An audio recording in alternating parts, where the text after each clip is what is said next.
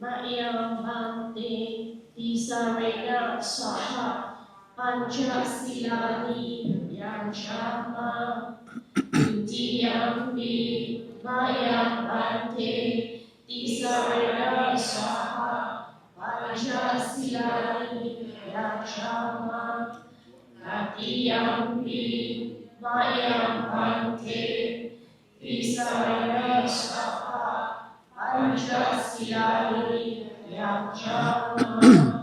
Namo tassa bhagavato arahato samma sambuddhassa. Namo tassa bhagavato arahato samma sambuddhassa. Namo tassa bhagavato arahato samma sambuddhassa.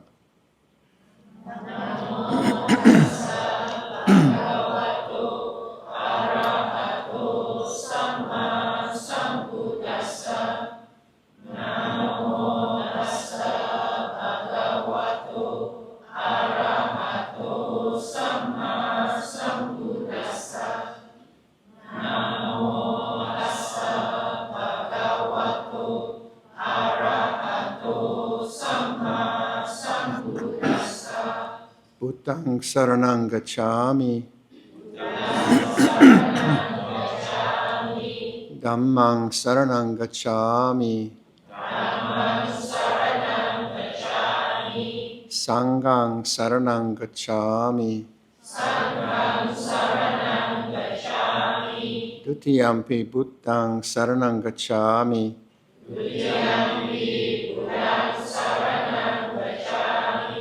Dutiyampi dhammang saranang gacchami. Dutiyampi sanghang saranang gacchami.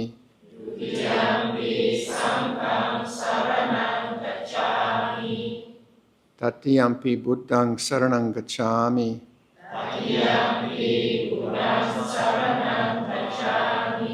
Tatiyampi dhammang saranang gacchami.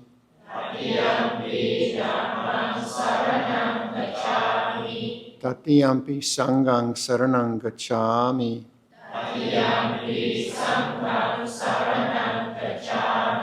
Tisarana-gamanang nititang.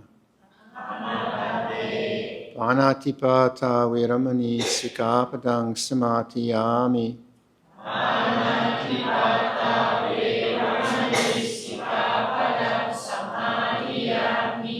Adinadana viramani sikapadang samatiyami.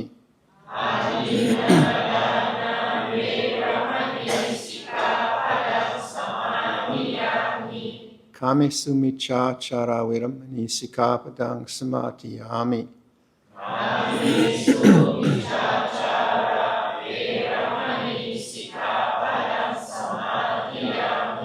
Musawada viramani sikapadang samatiyami.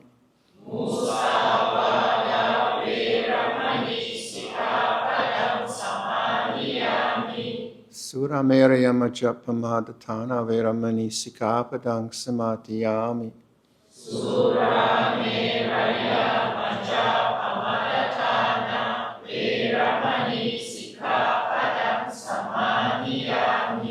Imani pancha sikapadani silena sukatingyanti silena bhoga sampata silena niputingyanti tasama silang visotaye.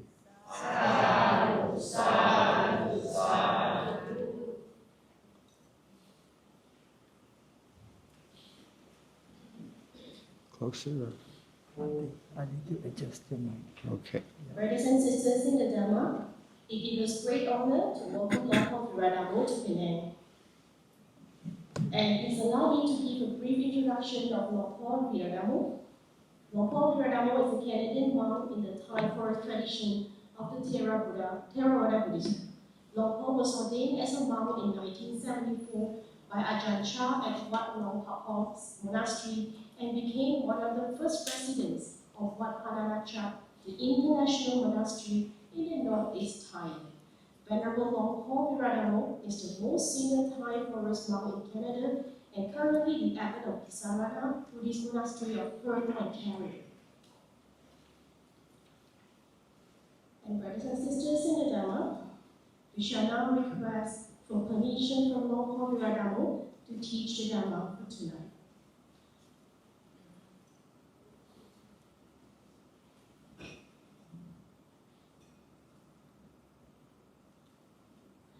Raman Charoka Dipati Sahampati Khatanjali Ananti Varam Ayachata Sandita Sattha Parajaka Jatika Desitu Dhamma Anukampima Pajam. The Brahma Sahampati, Lord of the world, with palms joined in reverence, requested a favor. Beings are here, with little doubt in their eyes. Pray, teach the Dhamma out of compassion for them. Namo tassa bhagavato arahato samma sambuddhassa. Namo tassa bhagavato arahato samma sambuddhassa. Namo tassa bhagavato arahato samma sambuddhassa. Buddhang dhammang sanghang namasami.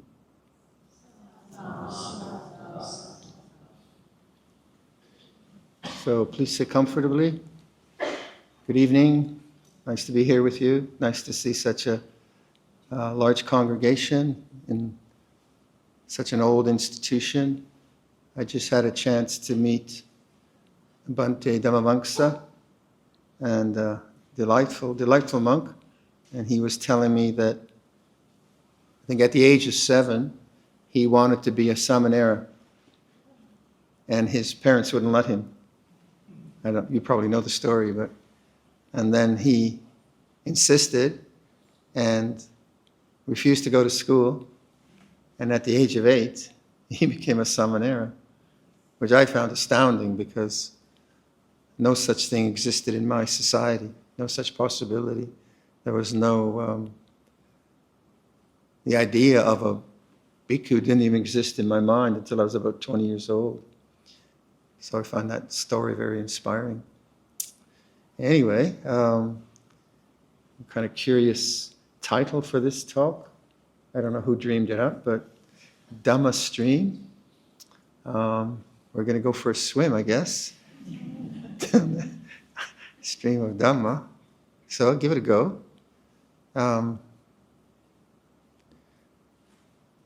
We can look at the teaching in a couple of ways. One is the personal and one is the impersonal.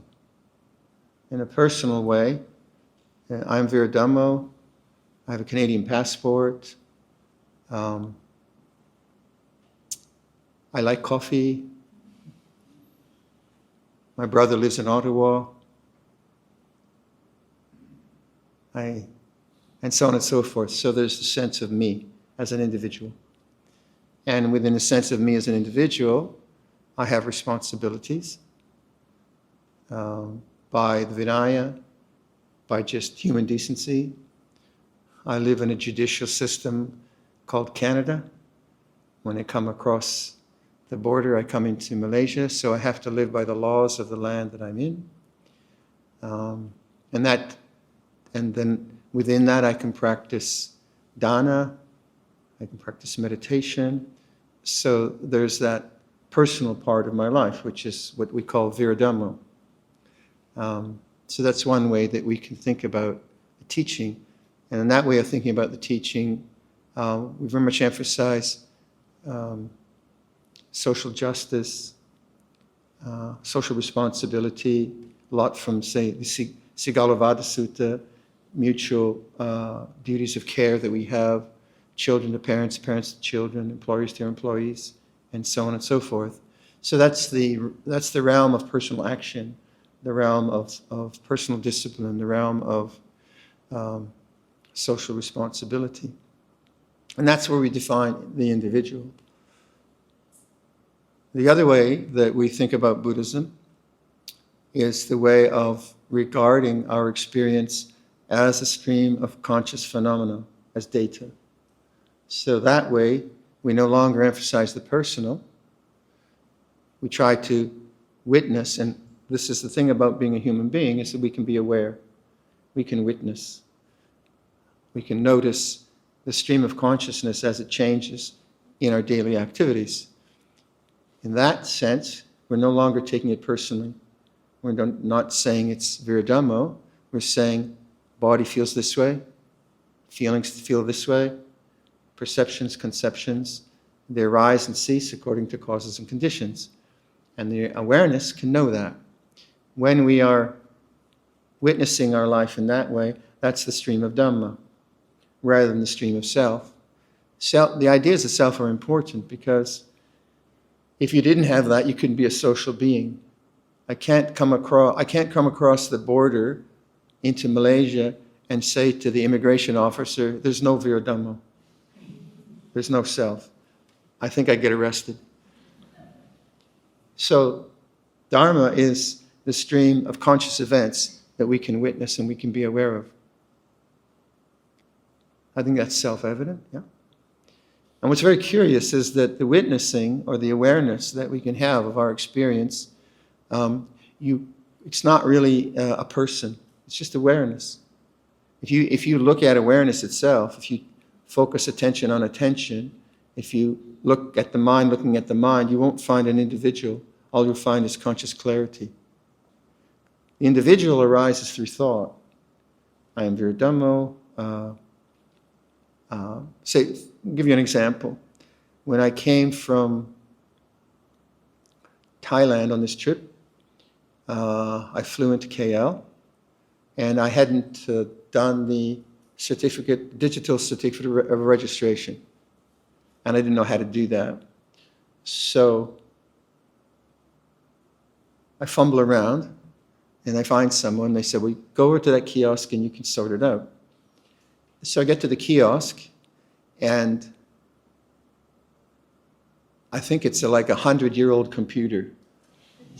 Not good. Not new technology. And I'm fumbling away, trying to punch in my data, and this thing isn't registering. It just won't do my birth date or anything.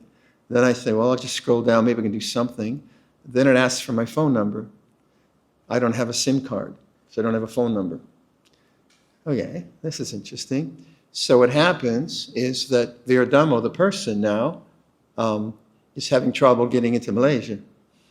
Now I can't say to the immigration officer, this is just consciousness moving in emptiness. I'll get arrested, I won't get in. So I have to be a person.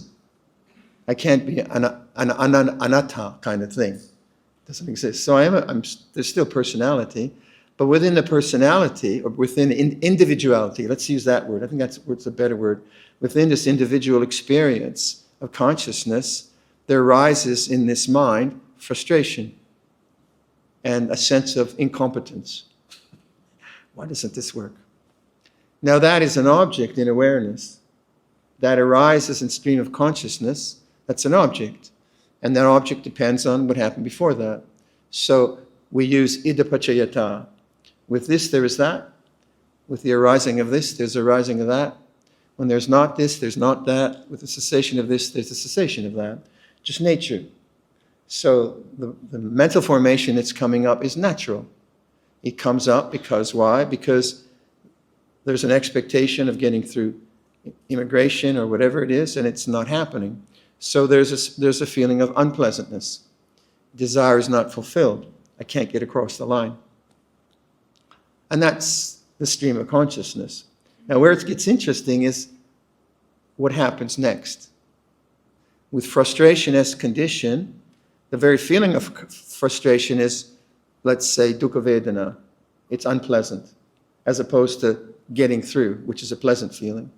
So with dukkha vedana, if there's awareness, the dukkha vedana arises, stays for all and ceases.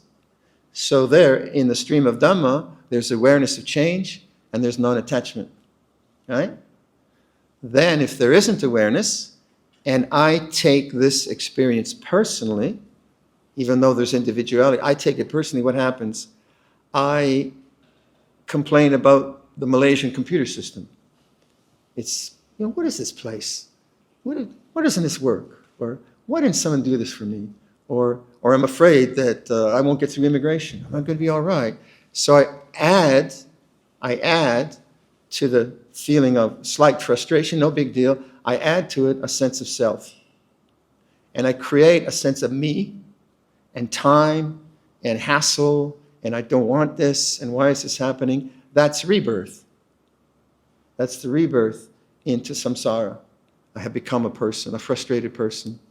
Then I've lost the stream of Dhamma, haven't I? I'm no longer seeing frustration as an object. I have become frustrated. Huh? So if I did that for 20 years, each time a bureaucrat blocked my entry into some situation and I responded with frustration and annoyance, then after 20 years, it's pretty hard not to get reborn. And I'm constantly, anytime that kind of challenging situation comes up, my mind now has been so conditioned to react in an egotistical way that rebirth is almost automatic. With this as condition, there's that. But thatness now is suffering. I've got caught in suffering because of habit. How to get out of it? Well, you have to enter into the stream of Dhamma.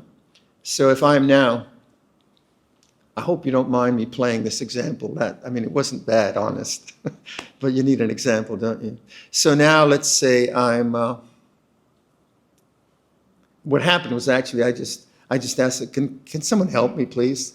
And they sent me to a helpful person. I got in very easily, so there was no drama. But let's say the drama continued, and I started to feel frustration. If I were to enter Dhamma, in the stream of Dhamma, what would I need to do?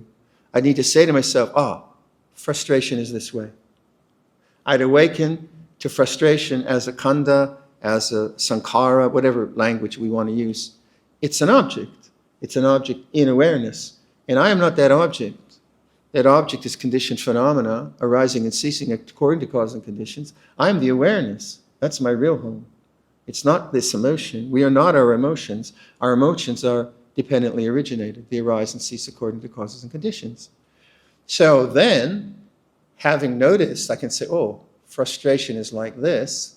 Then if I'm very patient and the habit isn't too strong, it's just an incident, the frustration stays for a while, ceases, freedom. Freedom, that's freedom, isn't it? Vice versa, if I attach to it, that's enslavement to the habit of.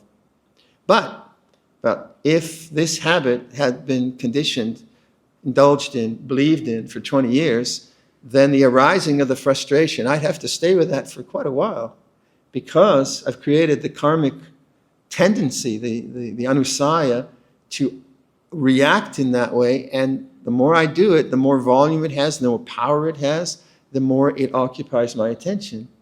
So then I'd have to be incredibly patient.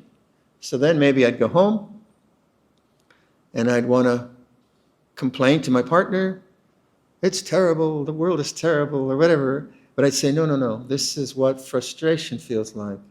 This is what anger feels like. And I sit down on my meditation cushion. Now, because I got 20 years of work behind me, I'm probably going to have to work on this for a while. I'd sit on my meditation cushion. And what would my meditation be? It would be memory. The memory of this frustrating experience. If I was aware of memory as Dharma, so memory is Dhamma. If I was in the Dharma stream, with silence as condition, I have no distractions, memory of the previous 2 hours comes into consciousness. It's just memory. It feels like this.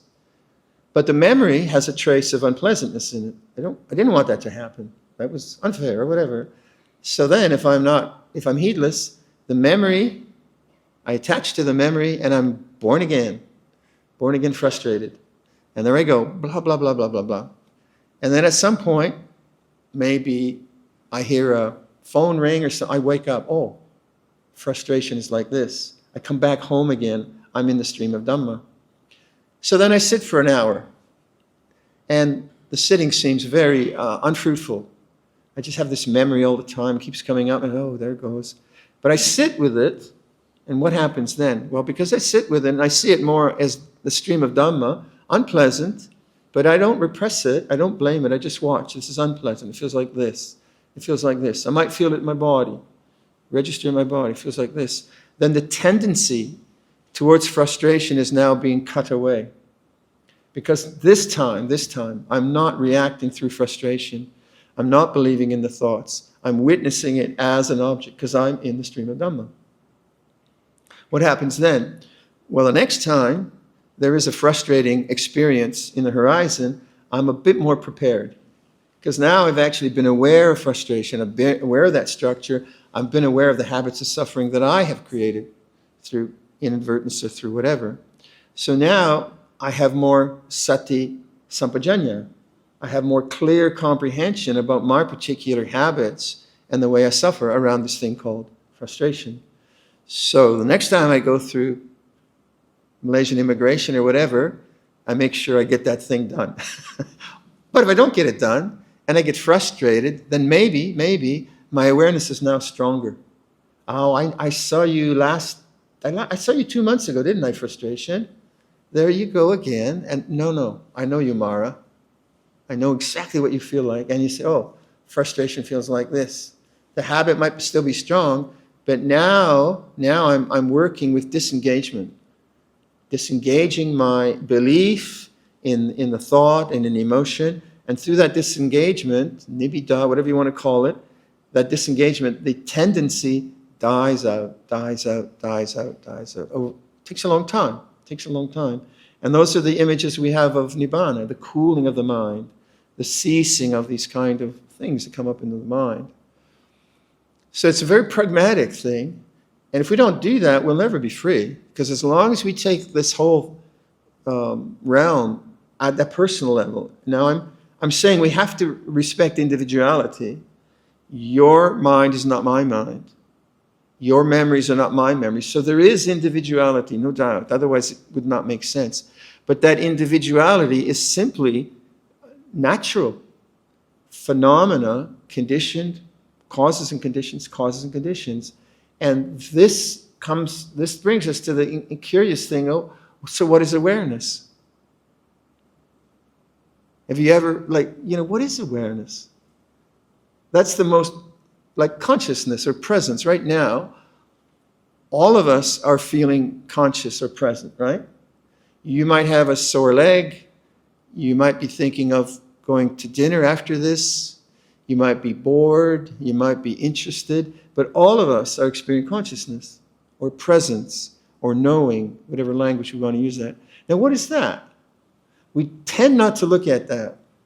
We tend to be caught in the objects of consciousness, into the sights and the sounds and the emotions and the concepts and the memories and the pizza or whatever you're into, right? Or the ice cream or the Netflix or the Facebook or the WhatsApp, or our attention is always out.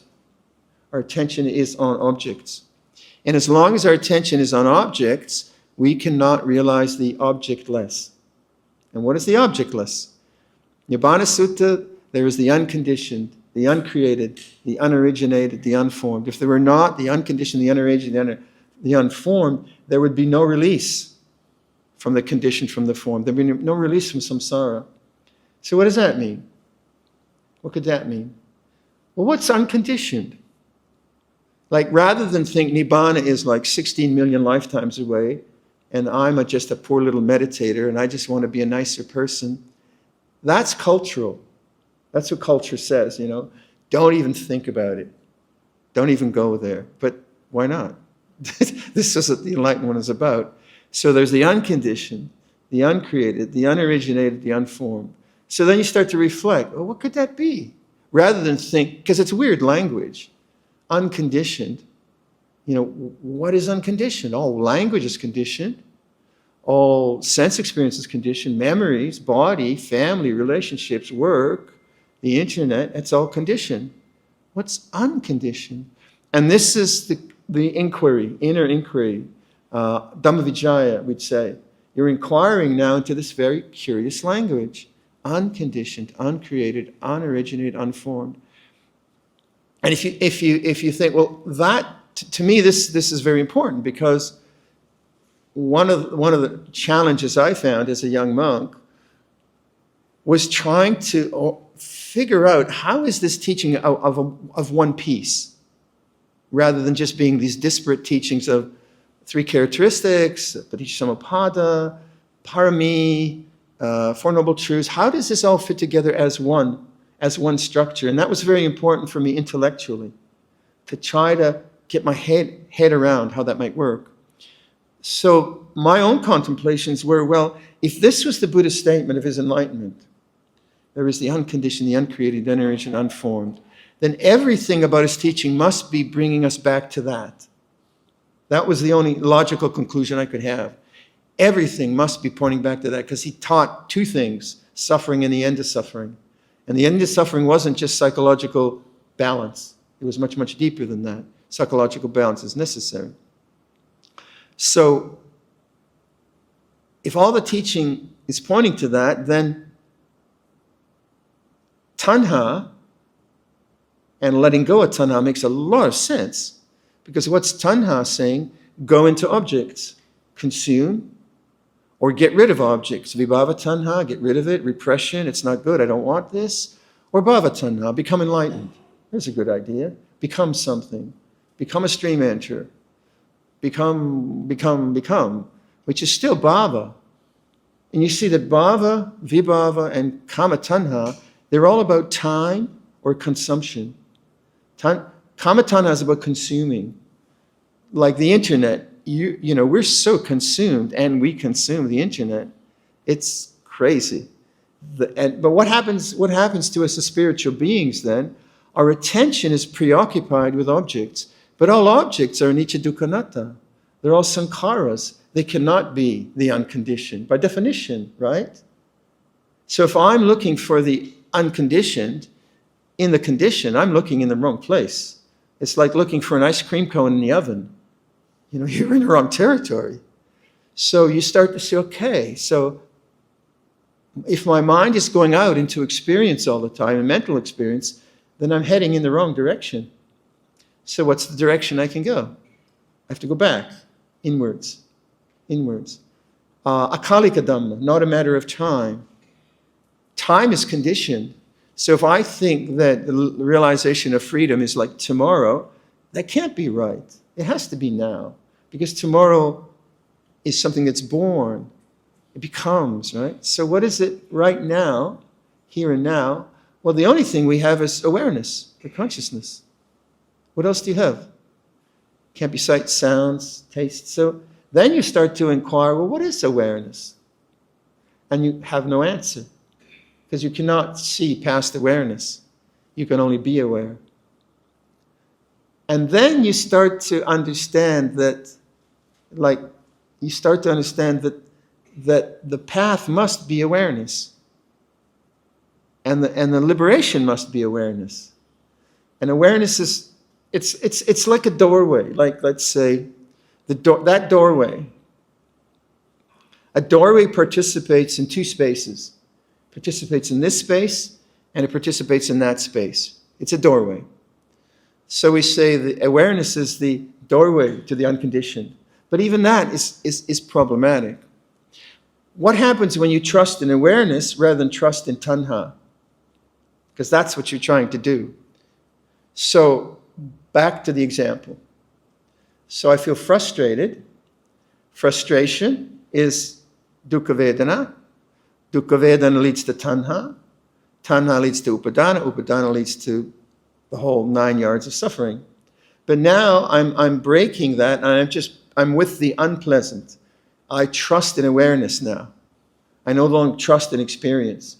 I trust in awareness. The unpleasant arises, but now I witness it as an object in the stream of consciousness, in awareness. What happens is tanha begins to die. Tanha begins to cease because I'm no longer investing my life into it or believing into it. And as it begins to cease, and the mind no longer has to go outside, the mind doesn't have that compulsive need to be distracted or consume or get rid of or annihilate or get anything. It's at ease with awareness. That easefulness comes from not attaching to Vedana, not attaching to conditions. And as the tanha gets less and less compulsive or obsessive in the human mind, we start to realize that the background of experience is deeply peaceful. The background of experience is always there. It's not like something you get tomorrow, it's something you have to notice now. And that is trusting in awareness. As you trust in awareness and craving starts to fall away, you realize, well, it's very spacious and it's very open. And it doesn't demand anything. There's no desire in it. And you begin to see it has a quality of metta in it. Because it doesn't need anything. It doesn't ask for anything because it's not tanha. And so the natural inclination is to begin to let go of objects and move back. And maybe some of you have heard of Luangpor Dun. He is a very famous Thai teacher who, I think he's a contemporary to Luangpor Man. And he paraphrased the Four Noble Truths in a very interesting way. He said the mind going outside is the cause. The result of the mind going outside is suffering. The mind knowing the mind is the path. The result of the mind knowing the mind is the end of suffering. The mind going out is the cause, and that's tanha. So in my example, the mind going out is my attention goes out into the feeling of frustration. It's not like going away anywhere. It's like it gets preoccupied with the feeling of frustration, starts to think, make problems, The mind going outside is the cause. The result of the mind going outside is suffering, attachment. The mind knowing the mind is the path. The result of the mind knowing the mind is the end of suffering. Frustration feels this way. Trusting in awareness. Frustration ceases, and there's the natural clarity of the mind, the natural luminosity of the mind, the silence of the mind, whatever you have. And that's not something you can get with craving. And that's not something about tomorrow. It always has to be here and now, here and now, here and now. This is a very difficult thing to do, obviously. Most human beings wouldn't even contemplate, even understand this kind of contemplation. So the whole idea of Buddhist meditation then is not attainment. At least that's the way I've been taught, and that's the way I perceive it. Because attainment is always about an accumulation of experience. To me, it seems meditation is about the sustaining of presence, the sustaining of knowing anicca dukkha anatta in all conditions. That's hard to do. And sustaining that's hard to do. So we do meditation. Meditation is very important, but not to get anything, not to attain anything, because right there we tend to fall into bhava tanha. And that's the kind of danger about reading about other experiences in meditation. You think, like typically if I'm doing a retreat, running a retreat, I'll have interviews with 3 or 4 people at one time.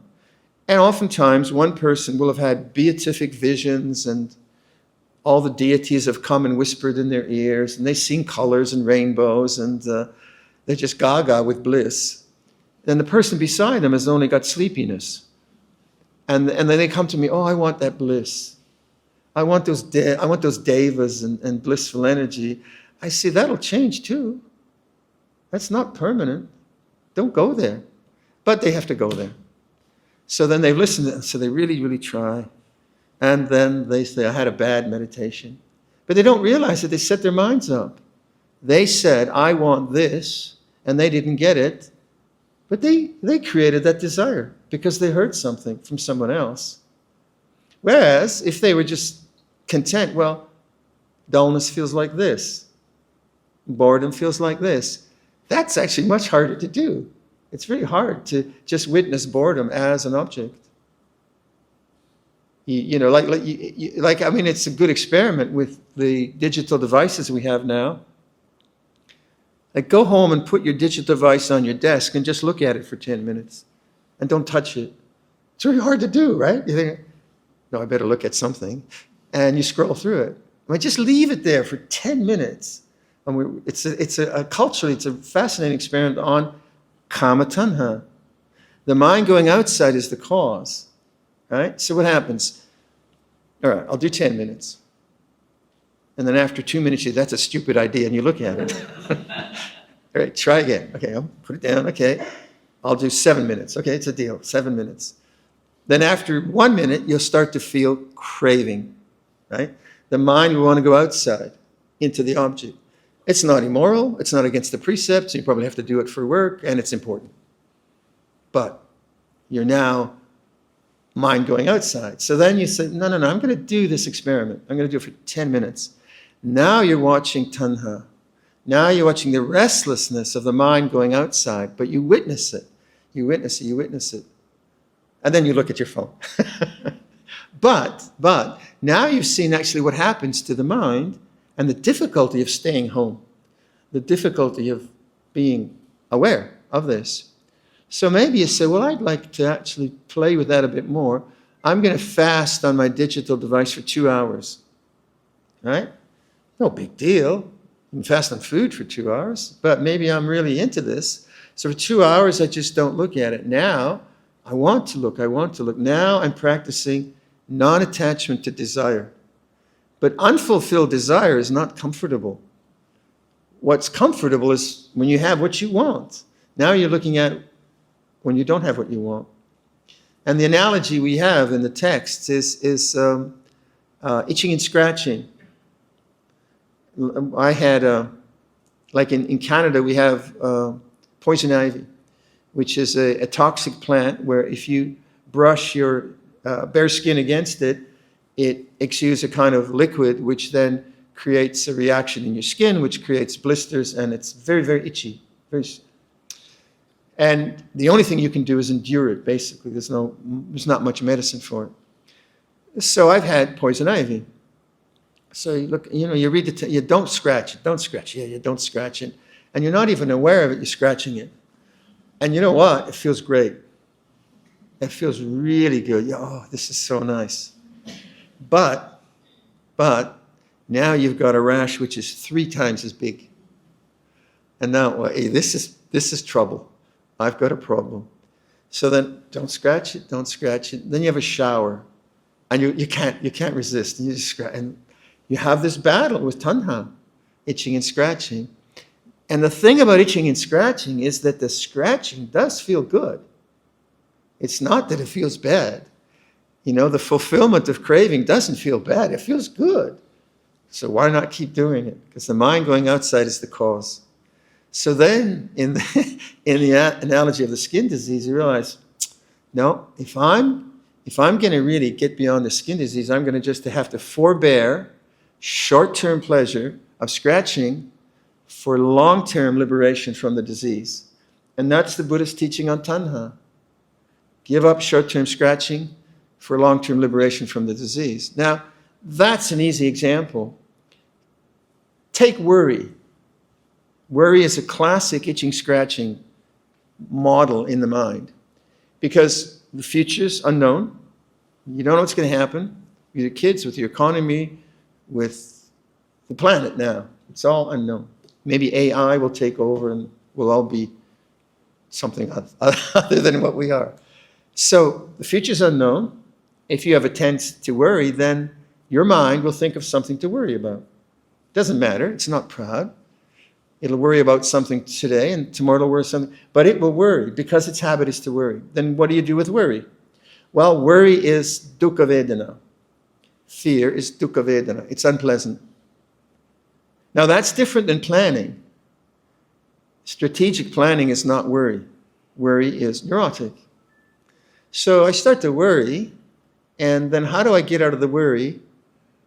I scratch it with thinking. That's the scratching. So I scratch. Then I'll do this, then I'll do that. No, then I'll do this. No, then I'll do that. Okay, I got a solution. So you scratch yourself into a good conclusion.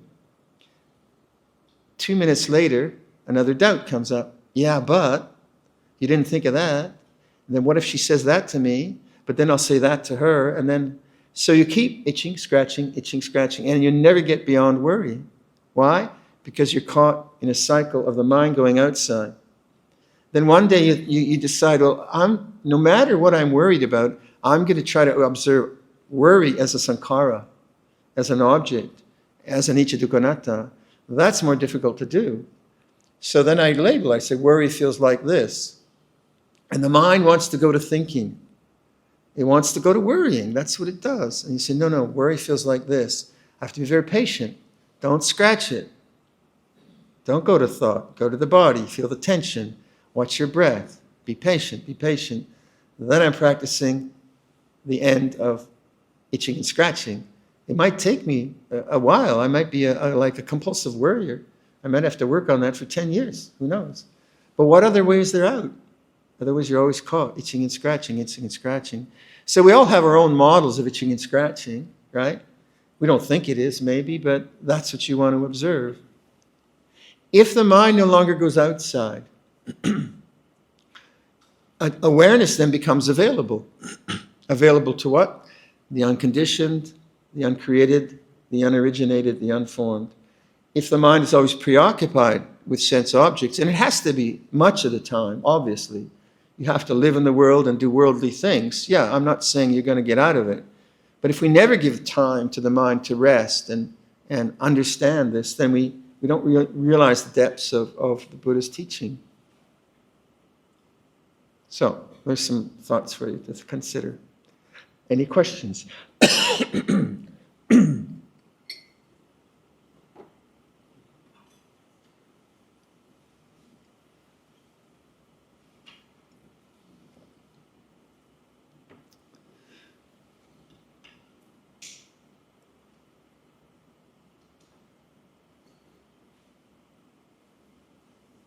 Yes, please. So therefore, can I conclude that if we have even below that side, we will definitely come back. There will be rebirth. I don't know. I'm not a psychic, so I have no idea. I mean, I've read stuff like you've read stuff, and then I'll probably tell you the same stuff that you've read.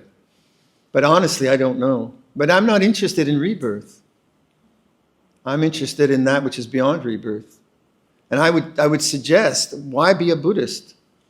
Might as well be a Hindu. Right? Why go for rebirth when we have this teacher who says go beyond rebirth? And I wouldn't categorize myself, or I'm just, I have too much tanha. I'd be really curious about it. But so obviously I'm a bhikkhu. I ordained, not for a good rebirth. I ordained because this aspect of it I found very, very inspiring. But really, I don't speculate much. I don't go to all kind of speculative things because I really don't know. And I don't want to create a paradigm, a construct, a cultural construct, which I don't even know is true. I'm very wary of creating, I think that we call that reification in philosophy, something like that, where you create a whole structure just from concepts. I'm very, very careful of that. I just want to know the way things are, non-grasp them. Because sometimes, you see, when you you have this is Buddhist doctrine, sure, rebirth and so on, but do you have to construct a sense of self that will then be reborn? Is there not some danger in that? You create an ego, a sense of self. Whereas the amatta Dhamma, the unconditioned, is right here and now. It's not, it's not like future. You see what I mean? So I'm not putting your question down, but I'm just suggesting I'm just suggesting my angle on that. So people tell me, well, you probably had good karma from a past life. That's where you're a monk. Maybe. Makes sense. But I don't want to create myself as someone who was born in time. Like Ajahn Chah was asked, how old are you, Luangpor? He said, I have no age. When you think you're born, that's already a problem. So if you're looking at the amatta Dhamma, you get that. You understand that this sense of identity, that I am this body born in time, and I'm migrating to some age of 80 plus or whatever it is, and that I am this body and I am these conditions, and then I will be reborn maybe as a rabbit or whatever I'm going to be reborn as.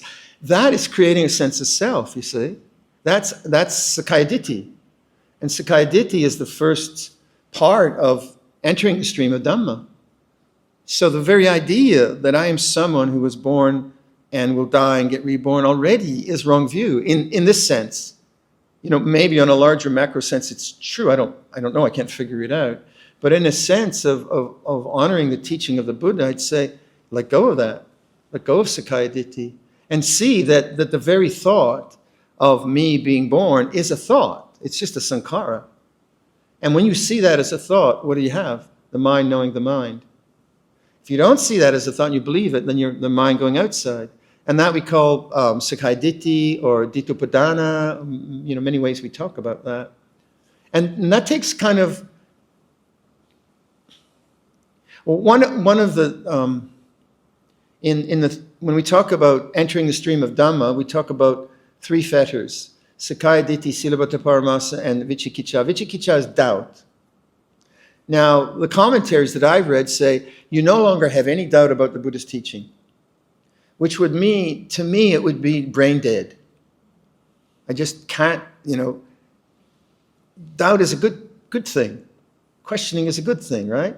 So the way I perceive that, Vicikicca, is that to know doubt as an object, rather than always have to have an answer. See what I mean? Like if I have a doubt, I can follow it and figure something out, or I can just know, I don't know. Doubt feels this way. To me, that gets you beyond the grasp of intellect. Because intellect is divides, it has answers, it analyzes, but the intellect doesn't know how to deal with doubt because it needs an answer. It's an itching and scratching kind of thing. So when you ask a question on belief, like, will I be reborn? If you say to yourself, I don't know, then you see doubt as an object. And you're the witness which knows doubt. You're no longer the subject which has to figure it out. Now, I imagine you've asked this question many times, right? How many? 10, 20 times, right? And you've gotten different answers, but you're still doubting. So is the problem the answer, or is it that you do not see doubt as an object? See what I mean? Now, when you see doubt as an object, you can still use thought and so on, but you can also find the freedom that should be on thought, and that takes you to silence, you see? Make sense? We are taught that faith is very important. Faith. Yeah, this is faith. That's belief. You're believing in a... Okay, you have faith in a belief, but I'm asking you to look at the way things are and have faith in looking at the way things are. I'm not denying the doctrine. What am I saying? I would say then take the Nibbana Sutta. There is the unconditioned, the uncreated, unoriginal form. What is that speaking to? You see what I mean? There is a danger to define faith as belief. Whereas for me, faith is like faith in awareness, trust in awareness, trust in sila, trust in dana, which are not belief structures. I guess that's why a lot of Westerners are attracted to Buddhism.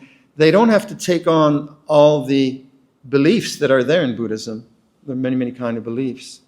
But anyway, I think this is important for everyone, that because we live in urban cultures, we all usually have tertiary education. We are highly analytical. We use computers, use spreadsheets, right? You're using the analytical mind all the time. So the kind of bias you have in your makeup is thought, analysis, and conclusions, which you use to feed yourself, right? To work, wherever you are. But you can see that thought itself is a sankhara. It's still a constructed thing. And the doubt itself is also a sankhara. Now, if you are always analyzing and thinking, and then when a problem comes up, your way of solving an intellectual problem is to look for an intellectual answer. But then you'll never get beyond thinking. Nibbana is not a conclusion in an intellectual sense. Nibbana, the language of Nibbana is silence, I would say. So then as a meditator, you begin to see the challenge of a highly intellectual culture is to know doubt is doubt. And then to use thought when you can use thought. I have a few friends, they're very intellectual, very analytical. One friend, he's a psychologist, and he's always coming at me with a question. Clever question. And I've known him for 10 years. I say, it's doubt. Doesn't matter what your question is, it's doubt. He says, oh yeah, okay. Next day he comes, now he's got another question. No, you're not getting this. It's doubt. Can you see doubt as an object? Oh yeah, okay. And he's been doing this for 10 years.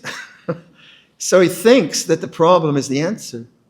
But the problem is not seeing doubt as anicca dukkha anatta. And just thinking all the time.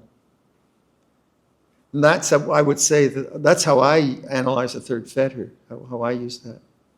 My practice, may my spiritual teachers and guides of great virtue, my mother, my father, and my relatives, the sun and the moon, and all virtuous leaders of the world, may the highest gods and evil forces, celestial beings, guardian spirits of the earth, and the Lord of death, may those who are friendly, indifferent, or hostile, may all beings receive the blessings of my life, may they soon attain the threefold bliss, and realize the deathless, through the goodness that arises from my practice, and through this act of sharing, may all desires and attachments quickly cease, and all harmful states of mind, until I realize Nibbana in every kind of birth. May I have an upright mind, with mindfulness and wisdom, austerity and vigor. May the forces of delusion not take hold, nor weaken my resolve. The Buddha is my excellent refuge. Unsurpassed is the protection of the Dhamma. The solitary Buddha is my noble guide. The Sangha is my supreme support. Through the supreme power of all these, may darkness and delusion be dispelled.